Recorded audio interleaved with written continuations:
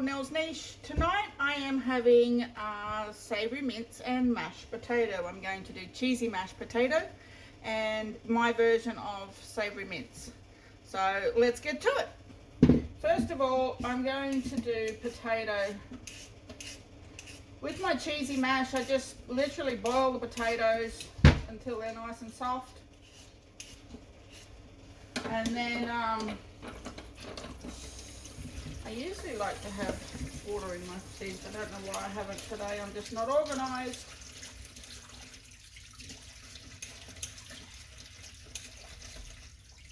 Yeah, just mash my potatoes as normal. I mean, cook my potatoes as normal until they're nice and soft. And then when I mash them up, I put a little bit of butter in it. Sometimes I put cream or sour cream or even cream cheese.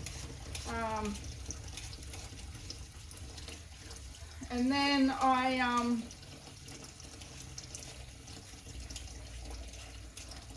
put a handful or a cupful, depending on how much potatoes I have really, of grated cheese in it and mash that in as well, and it's so yummy.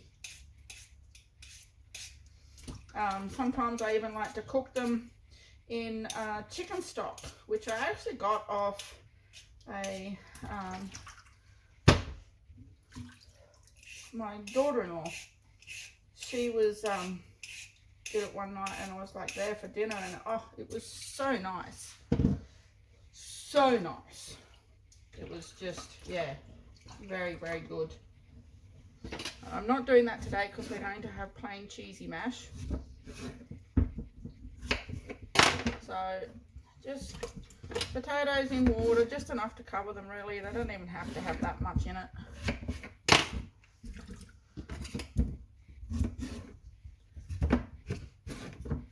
I like this. I think my partner likes this. He never really says one way. That's probably a bit much. There we go, all ready to go on. All right, so to the savoury mince.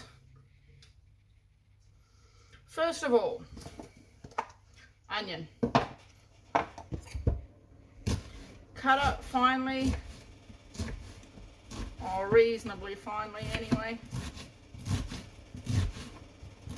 And fry it up in a little bit of butter.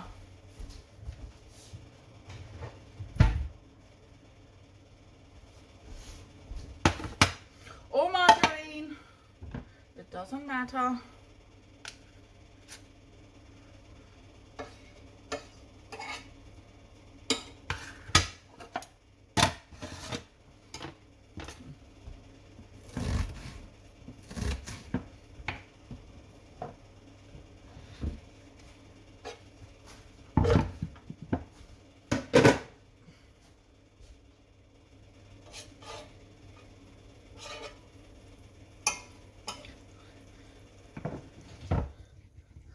I think I mentioned that you don't put the cheese in until you've mashed the potatoes.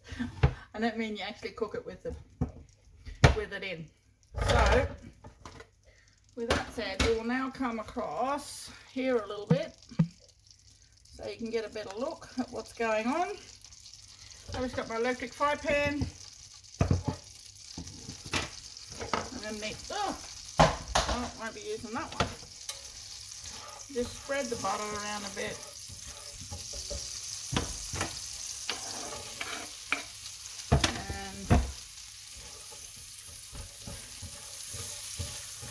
Fry up your onion or saute it, whatever you want to say.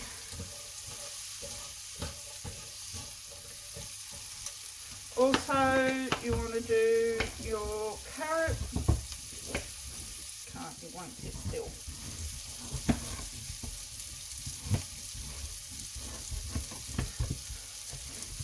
I just chop my carrot up into rough julienne strips.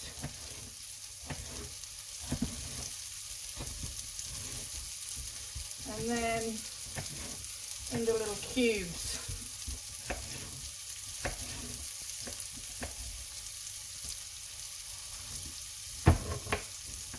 Be careful not to cut your fingers. Sharp knives in the kitchen are better than blunt ones. More accidents happen with blunt knives than they do sharp.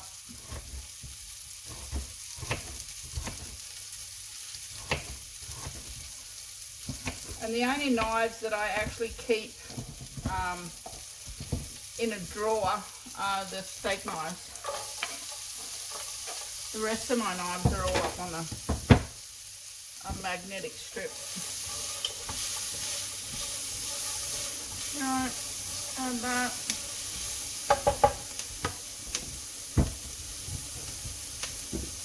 Add some celery. Same thing, just cut it into strips and then into smaller pieces. You don't want your celery pieces too big, I don't think.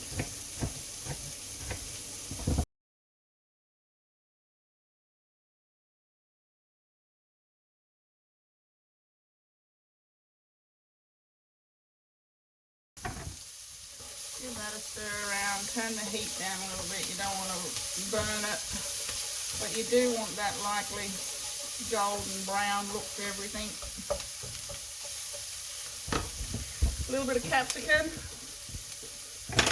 or bell pepper as they say in the States, but we're not there, so capsicum. I like to cut out all the little pieces. The easy way to get rid of seeds is just hit it with the back of your, hit the back outside of it with a knife. Kind of knocks all your seeds out.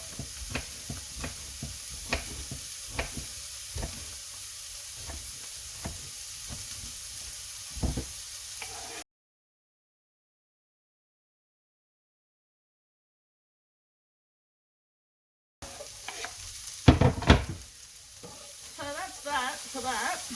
I don't put the corn in until later on.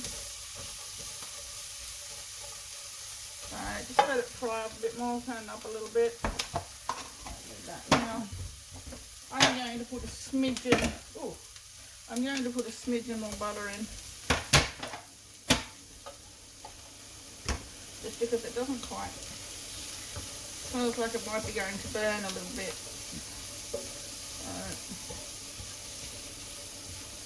I'll put the meat in a little while. When the temperature gets back up again, I've got it back up on high. When the temperature gets back up again,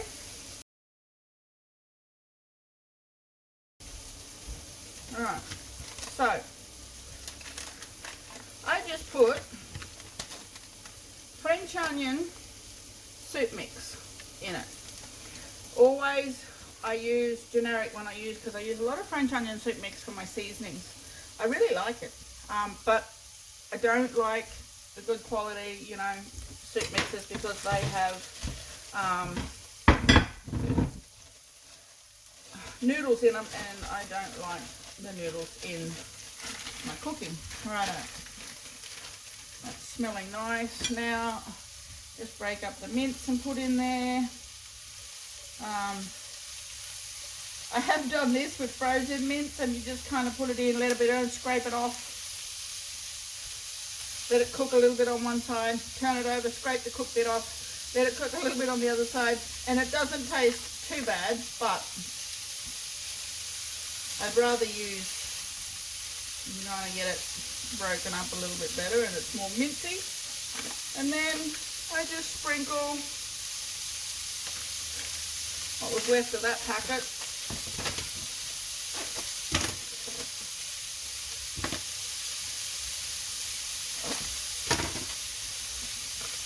And probably about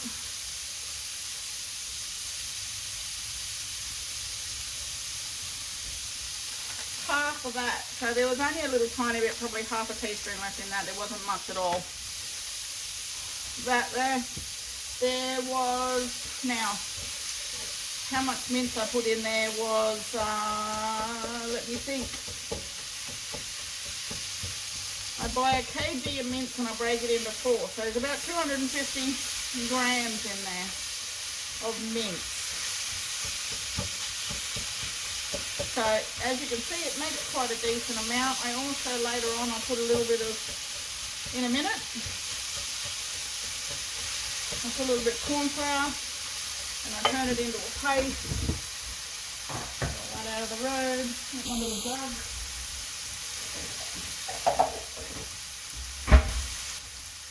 Little jug.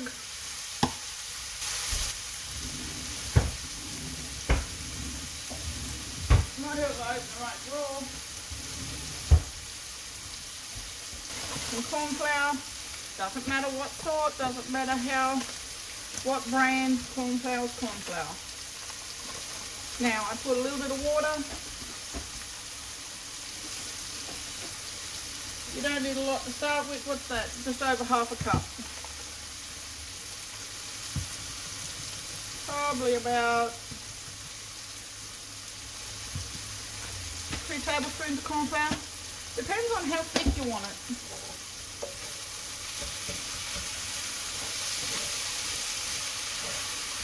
And depending on how lean you want it is to what kind of meat you use, mince you use, whether it's just regular mince or premium mince or whatever. I don't. I like a little bit of oil in mine. It kind of adds to the flavour.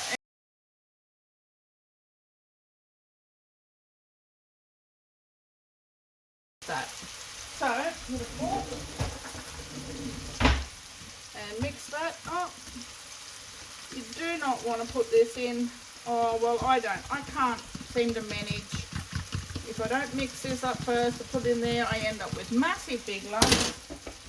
Once I've mixed it up, I just fill that out. And about that, the meat is, oh, I had a brain fart. The meat is nicely browned up now. I'll put that in. I'm going to instantly fill that up with water again because it'll make a nice gravy with the flavour, but if you don't get enough water in there, you will end up with lumps. Right, there we go. Just keep going with the water, and if it keeps getting too thick, you just add more water. Once you get it up to a, reasonably like this now, you don't have to stress too much about it or having water on hand. You can stop and get water. I generally have a little bit bigger jug, but that's the one that was on top. So once it stops getting really, because you can tell, I mean, if it's getting really, really thick, we'll definitely add more water. But if it's just kind of a gravy, nice gravy consistency that you like, just leave it alone. Right, now is when I will add the corn in.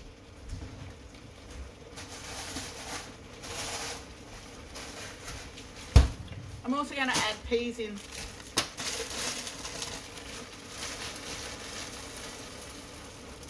I like corn, not just for its taste, but for its colour. Kind of gives it a nice pop.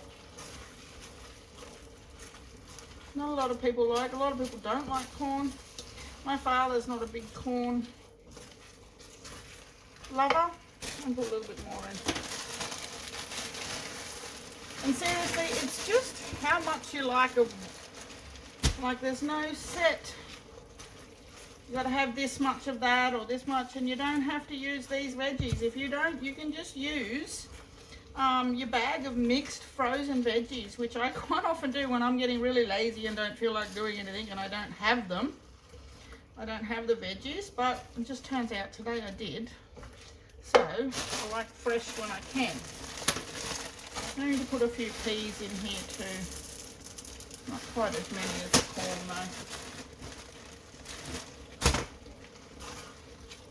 though. Now that to me is looking sensational. I probably could have used a little bit more red capsicum, but it is what it is. And that's yummy. And you serve it with mashed potato. I always make a little bit more of this stuff because we quite often have it the next day on toast. It will thicken up overnight. So if you don't want it thick, we like it thick because we have it on toast. But if you don't like it thick, just add a little bit of water when you're heating it up. And you can heat it in the microwave. I just pour a little bit of water over the top of the dish that I'm heating it in. And heat it up a little bit, and then mix the water in a little bit as you can, and then heat it up some more. And then mix it some more. But it's really easy. It's a quick meal. Now we just turn it down.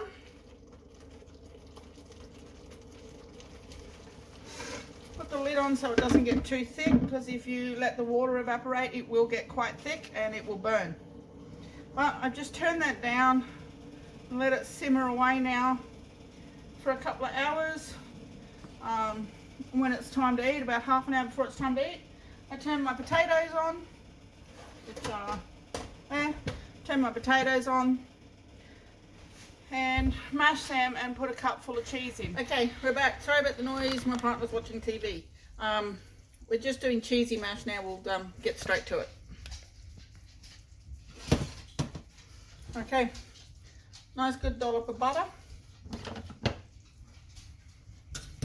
A bit of mush around.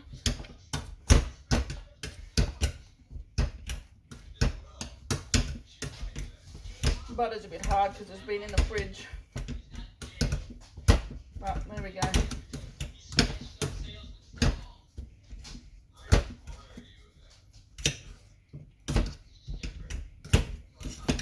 So,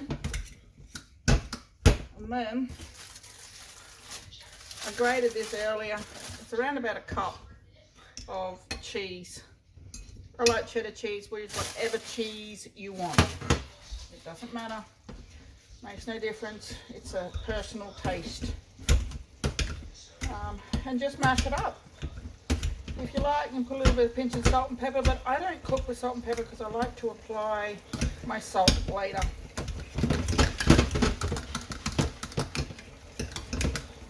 There it is.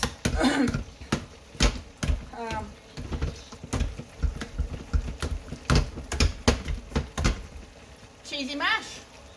So I will give you a look at what it looks like afterwards.